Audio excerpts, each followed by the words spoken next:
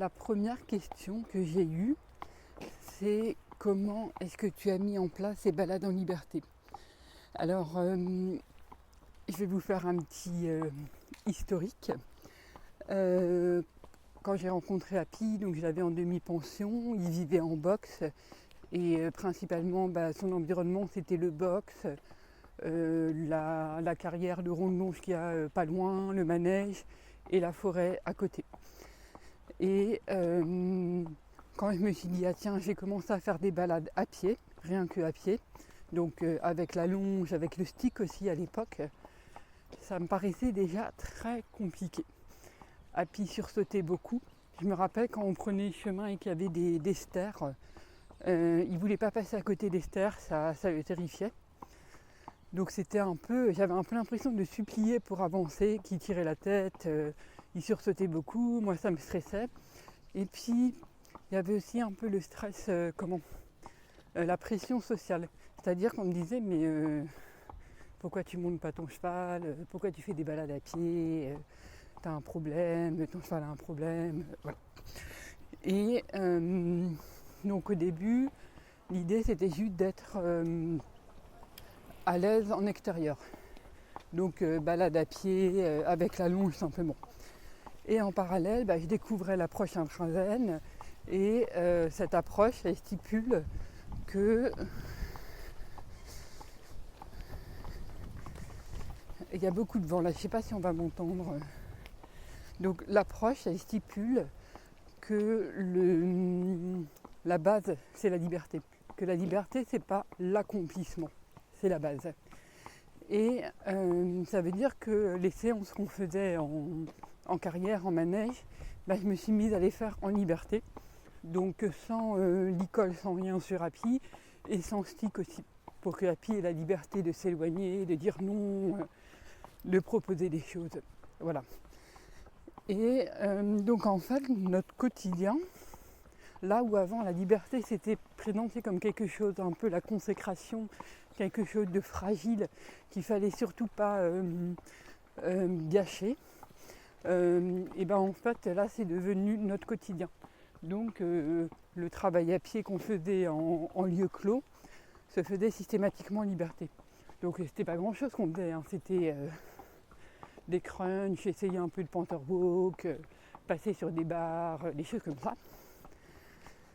Et en fait, je me suis rendu compte en commençant en développant cette approche à pied en liberté, du travail de la liberté à pied, qu'en fait j'ai affiné mon regard. Je voyais bien quand est-ce que Happy était à l'aise, moins à l'aise, parce qu'il faut savoir que quand j'ai connu Happy, il était un peu soupe au lait. C'est la perception que j'avais. C'est-à-dire que il était calme et puis il explosait.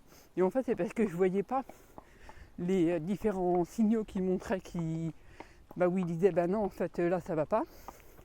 Et parce que aussi dans la manière dont je travaillais Happy, en fait je lui en demandais beaucoup et plus qu'il pouvait à l'instant T. Je reprends un peu mon souffle parce que je me rends compte que je parle sans respirer. Et là, il y a des chiens qui arrivent en face, donc je me concentre un peu. Et donc oui, je disais que je trouvais Happy soupe au lait. Et puis on m'avait dit, quand je l'avais pris en demi-pension, fais attention, c'est un cheval qui a du caractère, il faut que tu prennes des coups régulièrement pour ne pas te laisser déborder, etc. Et donc on commence le fait de faire de la liberté par défaut. Ah, les chiens sont pas contents. Merci.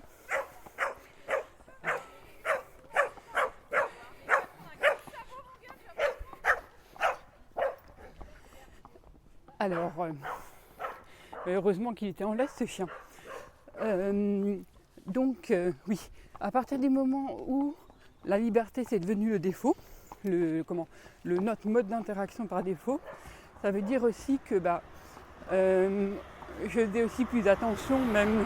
Ah pardon, il y a une voiture qui passe et il y en a une autre qui va passer. Donc ça veut dire que c'était pas que c'était pas que les séances qui était qu'on faisait en liberté, mais ça veut dire aussi que le simple fait de lui proposer de sortir du box, j'ai essayé de mettre le maximum de liberté là-dedans. Donc le fait de lui laisser la possibilité de mettre ou non sa tête dans le lit-colle, de sortir ou non, éventuellement de choisir la carrière où aller, ou de choisir entre la carrière et l'extérieur. Alors au début, il me proposait l'extérieur pour aller brouter. C'était pas l'extérieur en mode super, on va se balader, mais c'était super parce que il se rendait compte qu'il pouvait proposer, qu'il pouvait choisir en tout cas. Donc en fait, la liberté, elle s'est immiscée en fait dans notre quotidien. Pas juste dans les séances en carrière, mais aussi dans toutes nos interactions en fait. Et donc au fur et à mesure que je voyais ce que Happy, là où il était plus à l'aise, moins à l'aise, déjà il devenait plus calme. Moi j'étais plus attentive à ses seuils de tolérance. Et donc on a commencé à être plus à l'aise aussi en extérieur, en balade en extérieur. Donc ça restait toujours avec une longe. Là c'était vraiment... à l'époque vous m'auriez dit qu'on ferait des balades en liberté, je vous aurais pas cru quoi. Et au début c'était assez catastrophique les balades. Donc il y a Happy qui s'arrête, il a vu un truc. Il regarde souvent à ce niveau-là. Il y a quelque chose qui l'intrigue, c'est un toboggan, mais il doit y avoir autre chose parce que ça a l'air vraiment intriguant. Donc là, je le touche, je le caresse pour essayer qu'il ne soit pas complètement figé sur ce qui l'intrigue un peu. Voilà. Mais je ne le regarde pas et j'insiste pas non plus pour qu'il avance. Super, voilà. Et là, je lui donne une récompense dès qu'il reprend le pas. Super Happy.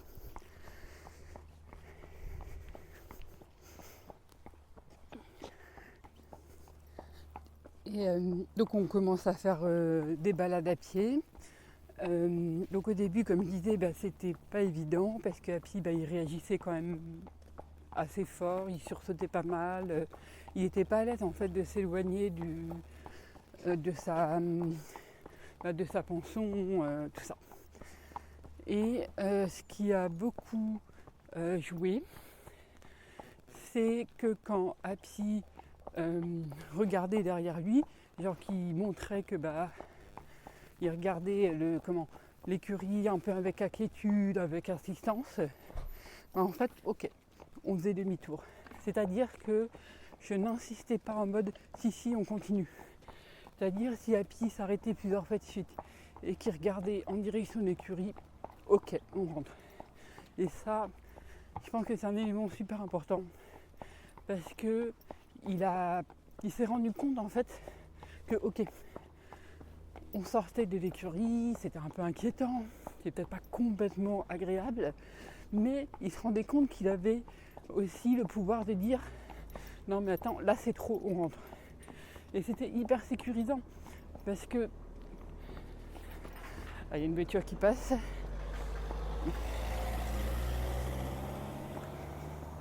Et c'était hyper sécurisant parce que ça voulait dire que je limitais les risques d'arrachage de longe au lieu de dire non, et puis on continue. Et où du coup je me crispe, je tends la longe, il se tend dessus, il s'appuie et le risque qui rentre en courant. Là en fait c'était, Happy me disait bon là je suis pas à l'aise, est-ce qu'on peut rentrer? On faisait demi-tour et on rentrait. Et le truc super, donc là on va passer à un endroit où il y a de l'herbe, donc je vais peut-être me concentrer un petit peu plus, même si maintenant il a bien compris le jeu. Voilà. Donc vous allez m'entendre faire plus souvent cloque parce que je vais le récompenser un peu plus le fait que il plonge pas direct dans l'herbe. Là je laisse une petite pause brute. Donc en fait, le fait de lui dire ok on rentre parce qu'il demande de rentrer, ça fait que quand on rentrait, le chemin du retour, c'était pas un retour hyper où il marche de manière hyper précipitée, angoissée, parce qu'en fait on a fait demi-tour avant qu'il soit trop angoissé. Donc en général, il marchait d'un bon pas sur le retour. Il marchait d'un pas plus allant que à l'aller, parce que il savait ce qu'on allait faire, qu'on allait rentrer à l'écurie. Et puis, hop, marche. Et donc le pas qu'il avait sur le chemin du retour était un pas assez motivé, donc motivé par le fait de rentrer, mais du coup Happy il était plus détendu parce que il y avait un sens en fait. Sa descente qu'on faisait, c'est on retournait vers l'écurie. Et ça me permettait en plus du coup de cliquer des choses. Genre quand il marchait d'un bon pas sur le chemin du retour, ça faisait plein de choses à cliquer. Genre c'est trop chouette, là tu marches bien, plutôt détendu. Et donc je cliquais en fait le fait qu'il marche avec entrain. Et je me souviens c'est une discussion que j'avais eue avec une amie. J'avais une amie, une fois j'étais allée la voir, elle faisait une séance en carrière avec sa jument. Et sa jument, elle n'était pas dans son assiette, elle était pas motivée ce jour-là. Et donc mon amie elle a dit bon ok on rentre, je vais pas insister. Et donc elle sort de la carrière et elle ramène sa jument au pré. Et là la jument qui marche d'un super pas. Et mon amie elle était un peu vexée. Elle disait tu vois, quand il s'agit de faire des trucs en carrière, il n'y a personne. Par contre, retrouver les copains au pré, il n'y a plus de problème. Et je lui avais dit mais c'est génial. Regarde, là, tout ce chemin qu'il y a entre la carrière et le pré, tu as une jument qui a de l'allant, sans être non plus complètement angoissée en mode vite, il faut que je retrouve les copains. Et c'est top, c'est vraiment l'occasion justement de récompenser toutes ces choses-là, quoi. Ces moments où ta jument, elle avance bien, elle est motivée, même si elle n'est pas forcément motivée par ce que tu lui proposes, elle est motivée. Et donc c'est ça en fait que j'ai découvert en fait avec Happy dans le fait de faire des balades qui ne l'angoissaient pas trop. Donc c'était au début des tout petits tours. On faisait demi-tour dès qu'il le demandait. Et je récompensais très fort. Évidemment je récompensais à l'aller le fait qu'il avance, tout ça. Mais je récompensais aussi beaucoup au retour. Alors attendez, là typiquement je vais mettre Happy en liberté. Là j'enlève la longe. Parce qu'on est dans un coin tranquille, voilà. Donc voilà. Donc en fait, il faut jouer sur ce chemin du retour. C'est là où souvent nous on le voit un peu comme un échec en mode ah ouais le cheval il a senti l'écurie, il m'écoute plus, il est en mode de radar automatique, pilote automatique. En fait, il faut le voir comme un cheval qui enfin trouve du sens à ce qu'il fait. Il marche pour aller quelque part, pour aller à un endroit qui est sécurisant pour lui. Et c'est parfait. Il est dans le bon état d'esprit pour que nous, on puisse aller récompenser des choses là-dedans. Donc récompenser le fait qu'il marche et tout. Ensuite, au fur et à mesure, donc le fait de cultiver à la fois le fait de ne pas le pousser dans ses retranchements. C'est-à-dire quand il dit ok, là je sens pas, on rentre, de le suivre, ok, on fait demi-tour, pas de souci. Et de jouer justement sur d'exploiter un maximum ce qui se passe sur le chemin du retour. Et en fait, ça peut paraître un peu bizarre dit comme ça, mais pour moi en fait c'est la base. C'est vraiment une base hyper solide à cultiver et qui va permettre ensuite de faire des balades de plus en plus sereines. Et où on va pouvoir mettre de plus en plus de liberté. Il y a Happy qui me rejoint là, il s'est arrêté pour goûter un petit coup. C'est trop mignon Happy. Donc vous voyez, c'est pas très glamour, c'est pas très sexy ce que je vous dis. Mais en fait, c'est pour vous dire qu'il ne faut pas désespérer. Si vous avez un cheval qui a un peu du mal à partir en balade, qui n'est pas à l'aise, en fait, vous avez un terrain immense à exploiter pour justement renforcer votre communication et sa motivation aussi. T'es trop mignon Happy. Donc voilà, ça c'est, pour moi c'est un peu comme ça qu'on commence les balades, et du coup les balades en liberté.